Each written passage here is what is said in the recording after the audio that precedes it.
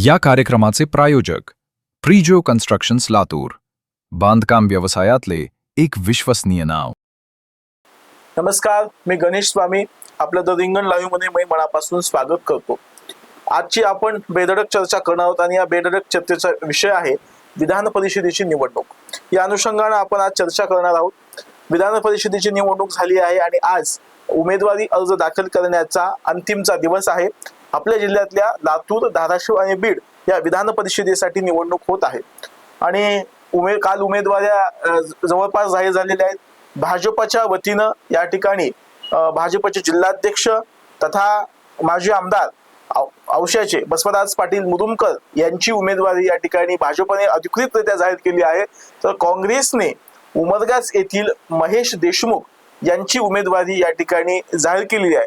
नेमकं आता या निवडणुकीचं गणित कसं असणार आहे आणि निवडणुकीची रणनीती कशी असणार आहे, दोन्ही राजकीय पक्षांची, दोन्ही महाविकास आघाडी आणि महायुतीची, हे जाणून घेण्यासाठी आपल्या सोबत आहेत द रिंगण लाईव्हचे संपादक आदरणीय राजू पाटील सर. सर, आपलं द रिंगण लाईव्ह मध्ये मी मनापासून स्वागत करतो. धन्यवाद गणेश. सर, विधान परिषदेची निवडणूक जाहीर झालेली आहे, कसं बघता आपण या निवडणुकीकडे? विधान परिषदेची धाराशिव, लातूर आणि बीड ही निवडणूक आहे.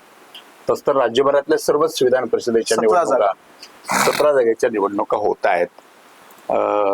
यापूर्वीच्या काळामध्येही अनेक निवडणुका झालेल्या आहेत आणि ही निवडणूक पार पडत आहे.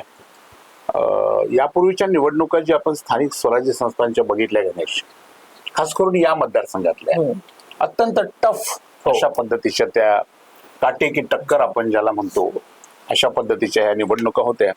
दिलीपराव देशमुख याच मतदारसंघातून निवडून गेले होते 3 वेळेस आणि ते बिनविरोध निवडून गेले होते. त्यांचा तो बिनविरोध निवडून जाण्याचा काळ सोडला तर त्यानंतरचे जे सुरेश धस तेही आपल्या मतदारसंघामध्ये होते आणि टफ अशा पद्धतीची निवडणूक मागच्या काळामध्ये झाली होती.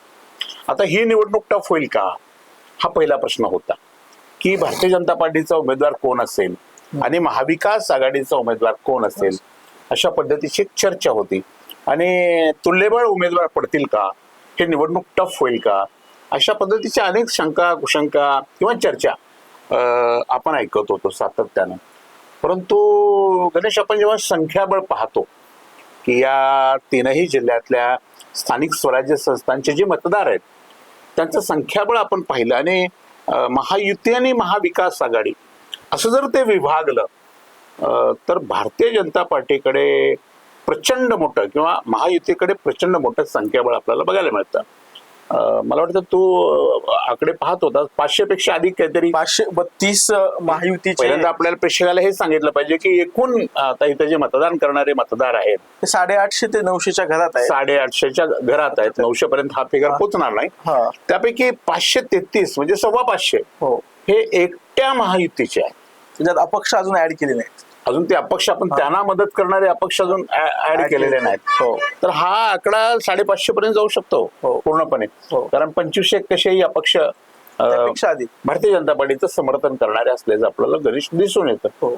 आणि महाविकास आघाडी जी आहे, महाविकास आघाडीचं संख्याबळ 250 पर्यंत पोहोचणं सुद्धा अवघड आहे. या परिस्थितीमध्ये आज तारखेला अवघड आहे. त्यामुळे ही निवडणूक सहजपणानं होईल. आता काय ते फार मोठं टफ फाईट वगैरे काही होणार नाही. भट साहेब, मला काय म्हणायचंय की 532चं एवढं मॅजिक फिगर भाजपकडे आहे, 236ची मॅजिक फिगर महाविकास आघाडीकडे आहे. मग महाविकास आघाडीचा निवडणूक लढवण्यासाठी हट्ट कशासाठी? तर एवढी मॅजिक फिगर जर कमी असताना पुढच्या उमेदवाराचा पराभव होणार आहे, त्याच्यामुळे एखाद्याच्या सर्वसामान्य कार्यकर्त्याला बळीचा बकरा बनवण्याचं काम महाविकास आघाडी करते असं मला वाटत नाही. याच्याकडे आपण सकारात्मक पद्धतीने बघितलं पाहिजे. म्हणजे आपल्याकडे संख्याबळ नाही म्हणून आपण ती निवडणूकच लढवायची नाही असं लोकशाहीमध्ये चालत नाही. आणि ज्याला महाविकास आघाडीने उमेदवार दिले, तो आता म्हटल्याप्रमाणे उमरग्याचे जिल्हा परिषदेचे ते सदस्य आहेत. महेश एक तरुण चेहरा आहे, युवक काँग्रेसमध्ये काम केलेला, एक अत्यंत ऍक्टिव्ह असलेला अखिल भारतीय मला वाटतं युवक काँग्रेसचा तो पदाधिकारी आणि पक्षाचं निष्ठेनं काम करतोय. हा बळीचा बकरा कसा? हा बळीचा बकरा नाही. पार्टी संधी देते. एक महत्वाच्या स्थानिक स्वराज्य संस्थेच्या निवडणुकीमध्ये 3 जिल्ह्यामधून निवडून येण्याची संधी ते काँग्रेसच्या कार्यकर्त्याला मिळते. हा त्या कार्यकर्त्याचा सन्मान आहे. तो विजय होईल का पराभूत होईल हा भाग वेगळा असतो. बघ गणेश, कसं असतं, लोकसभेमध्ये मोदीजींचं प्रचंड मोठं संख्याबळ आहे, तरीही विरोधी पक्षाच्या वतीने अविश्वासाचा ठराव दाखल होतोच. हा ठराव दाखल करण्याच्या पाठीमागं सरकार पडलंच पाहिजे हाही हेतू नसतो. किमान त्या निमित्तानं जे अधिवेशन बोलावलं जातं आणि त्यामध्ये चांगल्या वाईट गोष्टीची जी चर्चा होते, लोकशाहीला आवश्यक असलेली चर्चा, त्यासाठी अशा पद्धतीचे अविश्वास ठराव सुद्धा आणले जातात. संख्याबळ महत्वाचं नाहीये, एक संधी दिली आणि काँग्रेसनं एक आता देशमुखना जी उमेदवारी दिली आपल्या महेश देशमुखना एक संदेश दिलाय या तिन्ही जिल्ह्यातल्या युवक काँग्रेसच्या पदाधिकाऱ्यांना, काँग्रेसच्या पदाधिकाऱ्यांना, की पक्षामध्ये आता नव्या लोकांना संधी मिळू शकते. त्यांना उमेदवारी आता भविष्यामध्ये काँग्रेस आता एक नवा प्रयोग काँग्रेसने चालू केलाय. पूर्वीचे 73 वर्षाचे 78 वर्षाचे 89 वर्षाचे लोक आता थोडंसं बाजूला ठेवून नव्या लोकांना संधी देण्याचा एक प्रयोग काँग्रेस पक्षाने केलेला आहे. पाहायचं आपल्याला की तो किती यशस्वी होईल. दुसरा एक प्रश्न महत्वाचा आहे की कालपासून परवा दिवशीपासून आम्ही समाज माध्यम बघतोय की मागचे एक आठवडा जिल्ह्यातली 2-3 नावं चर्चेत होती. त्यामध्ये भाजपचे निलंगा विधानसभेचे आमदार संभाजी पाटील निलंगेकर यांचे बंधू अरविंद पाटील निलंगेकर, भाजपच्या प्रदेश उपाध्यक्ष अर्चनाताई पाटील चाकूरकर, भाजपचे उस्मानाबादचे जिल्हाध्यक्ष दत्ता कुलकर्णी आणि अजून एक जण, म्हणजे असे 4 नावं चर्चेत होते. ओमप्रकाश शेट्टींचं पण नाव चर्चेत होतं. परंतु बाकीची 3 नावं मागे पडून बसवराज पाटील यांचं नाव पुढे आलं आणि अरविंद पाटील निलंगेकरचे समर्थक आहेत निलंग्याचे किंवा संभाजी पाटलाचे जे समर्थक आहेत ते निष्ठावंतांवर अन्याय झाल्याची भावना ते व्यक्त करत आहेत आणि एकच वर्षात जे बसवराज पाटील यांना आमदारकी सुद्धा पक्ष देतोय अशा काही भावना समाज माध्यमांवर व्यक्त केल्यात. याकडे आपण कसं बघताय? बघ, आता तुझी 4 नावं सांगितलंस गणेश, बसवराज पाटील, अरविंद पाटील निलंगेकर, अर्चनाताई पाटील आणि आपले शेटे बीडचे, ही 4ही नावं अत्यंत तगडी नाव आहेत. ही 4ही उमेदवार अत्यंत योग्य उमेदवार आहेत. इथे कोणीही मोठा कोणीही छोटा अशी तुलना तिथे उमेदवारीच्या बाबतीमध्ये करता येणार नाही. अरविंद पाटलांचं भारतीय जनता पार्टीच्या उभारणीमध्ये मोठं योगदान आहे, नाकारून चालत नाही या गोष्टी सगळ्या. अर्चनाताई पाटील यांनी नुकताच प्रवेश केलाय आणि पक्षाचं ते निष्ठेनं काम करतायत पूर्णपणानं. शेटे आपले बीडचे, त्यांचंही काम अत्यंत म्हणजे आरोग्याच्या क्षेत्रामध्ये त्या व्यक्तीने खूप मोठं काम केलंय. हकदार आहेत, मुख्यमंत्र्यांचे खास विश्वासू जे त्यांची टीम आहे त्यातले ते समजले जातात. जसे आपले औषधाचे आमदार अभिमन्यू पवार होते, हेही महत्वाचं आहे. हे सगळं खरं आहे, परंतु अनेक वर्ष काँग्रेस पक्षाची मोठमोठी पदं उपभोगून किंवा त्यावर काम करून लोकांना न्याय देताना एखादा मोठा नेता एखाद्या पक्षाचा त्याग करतो आणि आपल्या परिवारामध्ये सहभागी होतो. म्हणजे बसवराज पाटील म्हणजे काही छोटी हस्ती नक्कीच नाही. त्यांना मग ते आताच आले, त्यांना उमेदवारी दिली, ही भाषा उथळ आहे पूर्णपणाने. बसवराज पाटलांचं योगदान खूप मोठं आहे. आता तू आता मला माहित नाही अशा पद्धतीची विधानं कोण केली. बसवराज पाटील हे लातूर जिल्हा भारतीय जनता पार्टीचे अध्यक्ष नसते ना, जिल्हा परिषद सुद्धा ताब्यात आली नसते. हे वास्तव आहे. लातूरची जिल्हा परिषद पूर्णपणे विरोधकांनी किंवा अमित देशमुखांनी आपल्या देशात घातलीच असती. केवळ बसवराज पाटलांमुळं ही जिल्हा परिषद लातूरची महायुतीच्या ताब्यात आहे. दुसरी गोष्ट अशी आली, महायुतीमध्ये जे 3 घटक पक्ष आहेत ना, त्या 3 घटक पक्षाचं खरंच लातूर जिल्ह्यामध्ये सूत आहे का असा जर प्रश्न निर्माण केला तर ते अजिबात नाही. संभाजी पाटलांचा चेहरा दुसऱ्या बाजूला आहे, बाबासाहेबांचा तिसऱ्या बाजूला आहे, संजय बनसोडेंचं तिसरंच चालू असतं, अभिमन्यू आपल्या पद्धतीने काम करतात, रमेश कराड यांच्यात कोणाच्यात मिसळतच नाहीत, त्यांचं वेगळंच चाललेलं असतं. म्हणजे महायुतीमध्ये सुद्धा फार मोठा सुसंवाद आहे अशी परिस्थिती लातूर जिल्ह्यामध्ये नाही. परंतु एक नाव असं होतं बसवराज पाटील की ज्यांनी महायुती पूर्ण एकत्र बांधली, एकमेकांचे काय गैरसमज आहेत ते दूर केले, एकमेकांना एका धाग्यामध्ये बांधण्याचं काम बसवराज पाटलांनी केलं आणि सर्वांना घेऊन अत्यंत शांत पद्धतीनं संयमानं जिल्हा परिषदेच्या निवडणुका जिंकल्या. मान्य करू की आपण भारतीय जनता पार्टीला त्यामध्ये पूर्णपणे स्वतःच्या बळावर जिल्हा परिषद स्थापन करतील असं यश मिळालं नाही. परंतु त्यांनी ज्या पद्धतीने राष्ट्रवादीला, खास करून सहकार मंत्री बाबासाहेब पाटील अहमदपूरकर यांना ज्या पद्धतीने सोबत घेतलं, किंवा संजय बनसोडेंना ज्या पद्धतीने सोबत घेतलं आणि राष्ट्रवादीला सोबत घेऊन राष्ट्रवादीला सन्मानानं जिल्हा परिषदेमध्ये संधी देऊन आपला पक्षाचा म्हणजे भारतीय जनता पार्टी आणि महायुतीचा झेंडा जो फडकवला, हे बसवराज पाटील नसते ना गणेश, तर हे होऊ शकलं नसतं. त्याचं एक ताजं उदाहरण आपण पाहतो की लगेच त्या अगोदर 1 महिना अगोदर महापालिकेमध्ये पराभव झाला भारतीय जनता पार्टीचा. तर भारतीय जनता पार्टीच्या पराभवाचं कारण काय? अंतर्गत मतभेद, एकमेकांमध्ये सुसंवाद नसणे, एकाच्याच पाठीमागे पक्ष फरफटत जाणे, किंवा तो बोलेल तेच होणार अशा पद्धतीची भूमिका असणे, आम्ही निष्ठावंत म्हणून स्वतंत्रपणे चूल मांडणे, निवडणुका लढवणे आणि पक्षाची जी मतं आहेत ती मतं पूर्णपणे विरोधकांच्या घशात घालणे, असे किती प्रयोग लातूर महापालिकेमध्ये झाले. अशाच पद्धतीनं अत्यंत सुंदर काम बसवराज पाटलांनी अवघ्या 1 वर्षामध्ये, म्हणजे ते बघ, काल त्यांना उमेदवारी मिळाली, मला वाटतं आपण प्रवासात असताना तूच मला म्हणालास 1 वर्ष झालं की ज्या दिवशी बसवराज पाटलांची जिल्हाध्यक्ष पदावर नियुक्ती झाली त्याच दिवशी त्यांच्या हातामध्ये 1 वर्षानंतर, बरोबर 1 वर्षानंतर त्याच दिवशी त्यांना उमेदवारी सुद्धा मिळालेली. तो कामाचा मनुष्य, तो संयमी मनुष्य, खूप मोठा नेता आहे. कुठल्या आमदारकीच्या साठी किंवा पदासाठी कोणीही मान्य करेल, मराठवाड्यामध्ये मान्य करेल की तो हे मला पाहिजे, हे माझ्यासाठी द्या असं म्हणणारा तो अजिबात नेता नाही. खूप खानदानी आणि संयमी अशा पद्धती लोकसेवा करणारा तो नेता आहे. अशा नेत्याची जर पार्टीने किंवा देवेंद्र फडणवीसांनी नियुक्ती केली असेल तर त्यामागे खूप मोठं डोकं आहे, खूप मोठा प्लॅन आहे. सहजपणे दिलेलं नाही ते उमेदवारी, त्याच्या मागे खूप अभ्यास करून, नियोजन करून हा सगळा निर्णय घेतला. बघ, काय नियोजन असतं राजकारणामध्ये.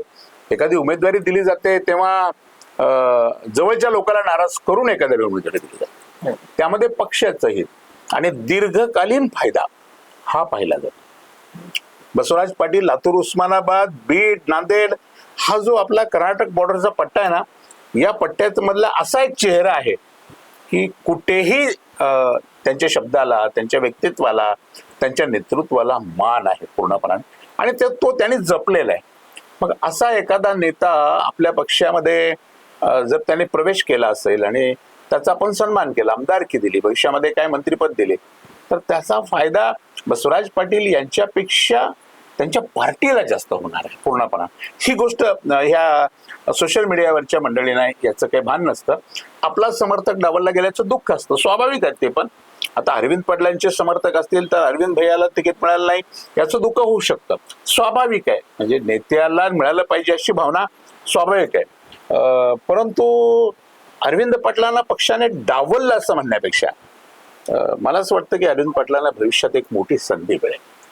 सर, अजून एक विषय की आता भाजपचे बरेच समर्थक अरविंद पाटलांचे समर्थक आहेत, म्हणजे जे मतदार जे आहेत, जिल्हा परिषद सदस्य, पंचायत समिती सभापती, नगरसेवक, याचा काही तोटा या निवडणुकीमध्ये त्यांना काही होईल का बसवराज पाटील साहेबांना? नाही नाही नाही, असं होणार नाही. तू पाहिला नसेल, मी पाहिलंय, संभाजी पाटलांनी एक पोस्ट लगेच अभिनंदनाची पोस्ट टाकलेली आहे.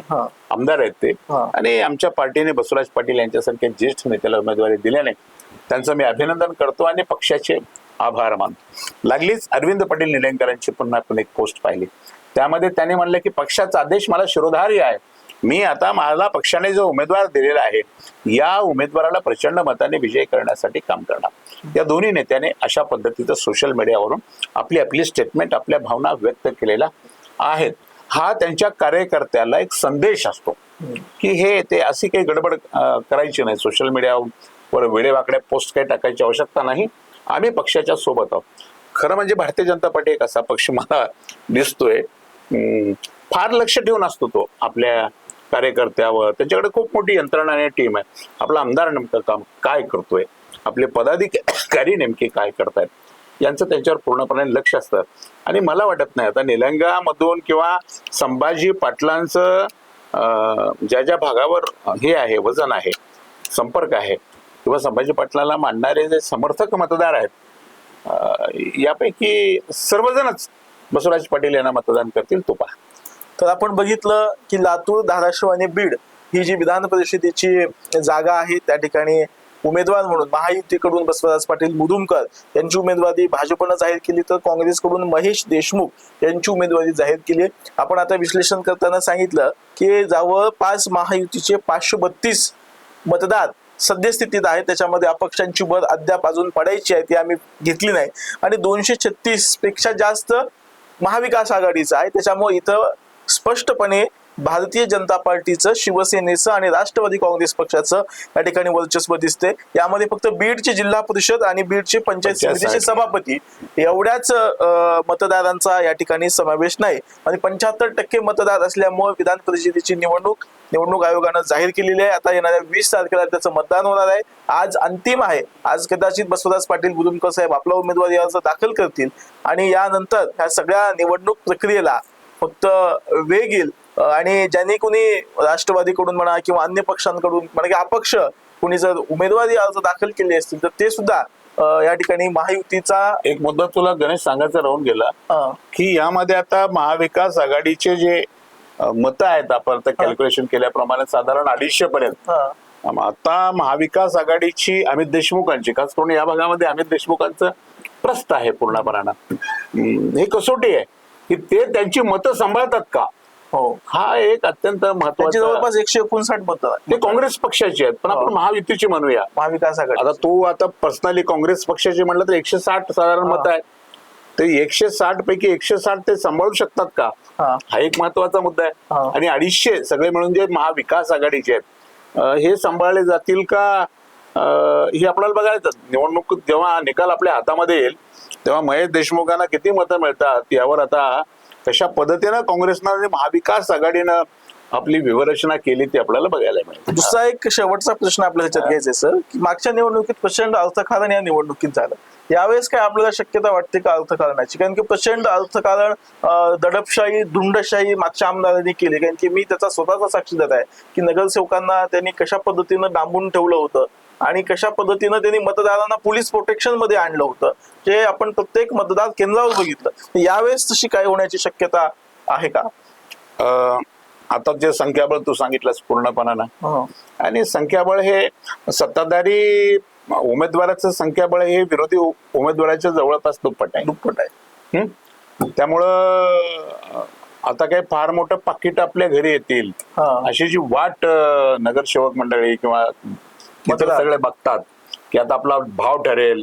गेल्या वेळेला जसा भाव ठरला होता 3 लाखापासून 5 लाखापर्यंत, काही ठिकाणी तर तो 10 लाखापर्यंत सुद्धा गेला होता. विधान परिषदेचं खरं म्हणजे या विधान परिषदेच्या काही निवडणुका आहेत ना गणेश, त्या केवळ पैशावर लढल्या जातात, केवळ पैशावर. आणि ज्याची क्षमता पैसे देऊन मतदान करून घेण्याचे त्यालाच उमेदवारी दिली जाते, बाकी कसलाही विचार तो केला जात नाही. परंतु बसवराज पाटील खूप नशीबवान आहेत. म्हणजे बसवराज पाटलांना आता फक्त आपल्या गाडीमध्ये डिझेल घालून लोकांना नमस्कार करणे एवढं त्यांच्या हातामध्ये आता आहे. आता काही फार पैसे वगैरे काही खर्च करावे लागणार नाहीत. आणि नगर परिषदेच्या निवडणुका लढवताना किंवा जिल्हा परिषद पंचायत समितीच्या निवडणुका लढवताना नगरसेवक म्हणत असतात बघ खाजगीत, विधान परिषदेच्या निवडणुकीमध्ये आपला खर्च निघून जाईल. नाही निघणार आता एवढ्याला, अशी परिस्थिती झाली आहे. घोडा बाजार होणार नाही, मतं विकत घेतली जाणार नाहीत. आणि बसवराज पाटील या व्यक्तित्वाला, या नेत्याला मानणारे जेवढे भारतीय जनता पार्टीचे किंवा महायुतीचे लोक आहेत ना भैया, काँग्रेसचे सुद्धा तेवढे त्यांना मानणारे लोक आहेत. आणि चमत्कार घडलेला बघायला मिळेल आपल्याला की बसवराज पाटील एक इतिहास घडवतील पूर्णपणे, की एवढ्या प्रचंड मताने निवडून आलेला महाराष्ट्रातला हा आमदार आता ह्या परिस्थितीमध्ये ठरण्याची शक्यता आहे. आपण बघितलं राजू पाटील साहेब आमचे संपादक दिंगण लाईनचे यांनी सांगितलेलं आहे की बसवराज पाटील मुरुमकर लातूर, धाराशिव आणि बीडच्या या विधान परिषदेच्या निवडणुकीमध्ये एक ऐतिहासिक विजय संपादन करतील. नुसती महायुतीचीच त्यांना मतं मिळणार नाहीत तर काँग्रेसची सुद्धा मतं त्यांना मिळतील असा दावा सुद्धा त्यांनी या ठिकाणी व्यक्त केलेला आहे.